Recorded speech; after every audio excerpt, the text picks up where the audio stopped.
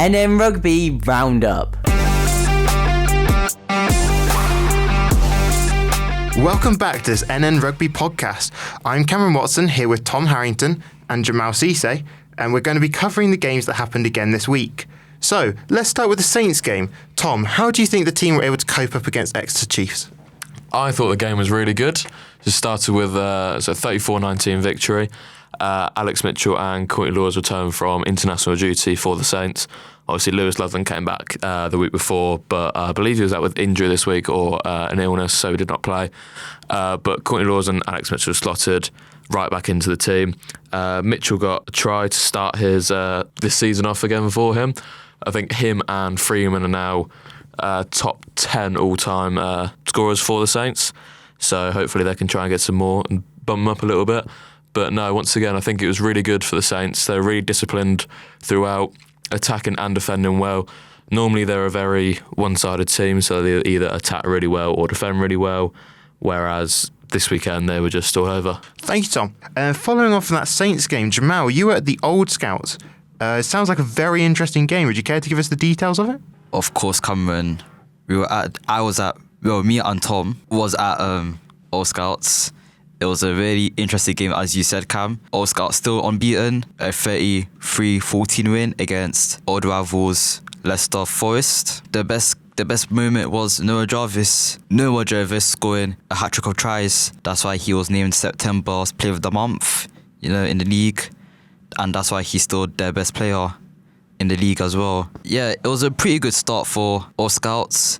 2 tries and 2 conversions in the first 10 minutes to make it 14-0. And not much really happened after that. Again, Noah Jarvis showing why he's the best. One of his second try was a really good try. He took advantage of a loose ball. He ran straight past the defence, really, really fast, really quick, really rapid. That was his second try of the game. I think it was 21-0 to Old Scouts at half-time. And Leicester Forest were not able to handle him and Old Scouts in general. Leicester Forest did manage to get back in the game. They did score a try of their own. But in the 60th minute, things got really, really tense. Real tense, real feisty. So I think three of Leicester Forest's players got injured, which is very unfortunate. We wish them for a speedy recovery. There were 2 scraps or fights. I'll call them scraps. One of them wasn't really that, feisty. It was just 2 players going at each other. I think Leicester Forest tried to disrupt the game. Obviously, it's like a big game. It's like a local derby. Not a local derby. It's a derby. It's not the East Midlands derby that will happen between Saints and Tigers this weekend. But it's like a little teaser. That All Scouts game was like a little teaser of what might happen at the Saints. But the first scrap was just 2 players going at each other, trying to stop Old Scouts from scoring a try. And then the second one was the really feisty one, really spicy. So I think 2 of Leicester Forest players got injured. Well, I think one of them did get injured. And then there was a few fights, few scraps. Referee had to get involved. I think a few fans got involved as well. I'm not really sure if the fans actually did get involved. But 2 of the All Scouts players got yellow carded, so they couldn't play the rest of the match, I think. But overall, I think from that moment, All Scouts lost their heads, and they can't afford to do that, especially when they're playing Lutterworth, who are second in the league. Even though they're not unbeaten, they still can't lose focus when they travel away to Lutterworth. So it'll be really interesting how that game goes. And yeah, good luck to all scouts for that. It'll be a really interesting game.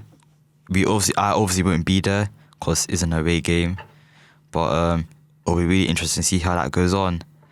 And speaking of another Northampton game, Cam, you were at Casuals. How did that go? Well, Casual started off unfortunate, having conceded a try very early on, but showed promise straight away and got themselves a try. Whilst the conversion wasn't able to be made, it showed that they had a bit of hope in the game to be able to try and get the win up against the team just below them. But it was just after that, they just slowly started to lose it.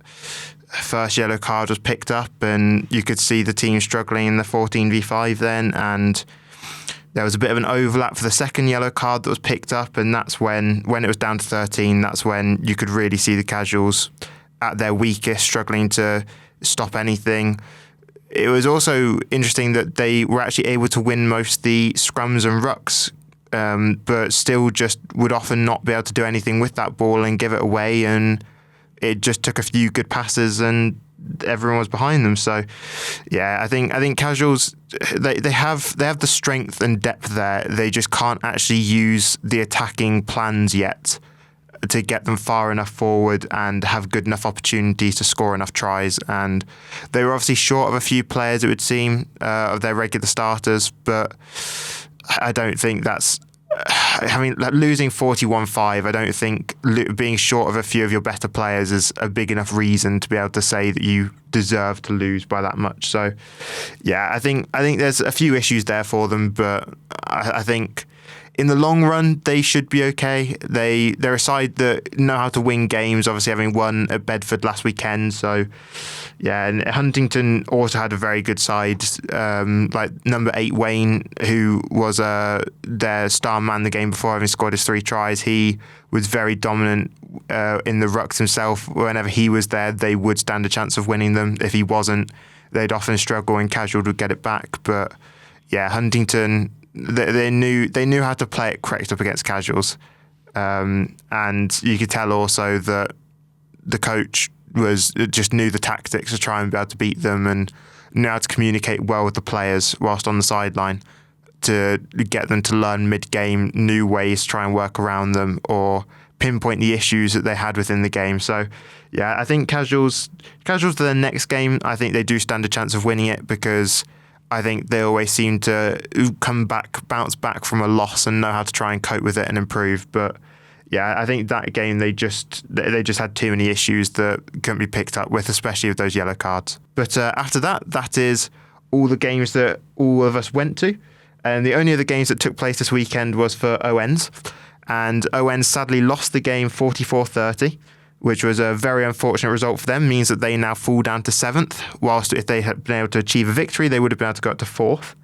But yeah, again, they're another team that in the long run, they'll know how to improve and be able to get victories in games like that. So we will come back to you next week when we've been to the games that we're going to be going to this week, and when we've been able to keep up with the other games that we haven't been able to go watch. But thank you very much for listening, and I'm sure Tom and Jamal will say thank you as well. Cheers. Thank you. Goodbye.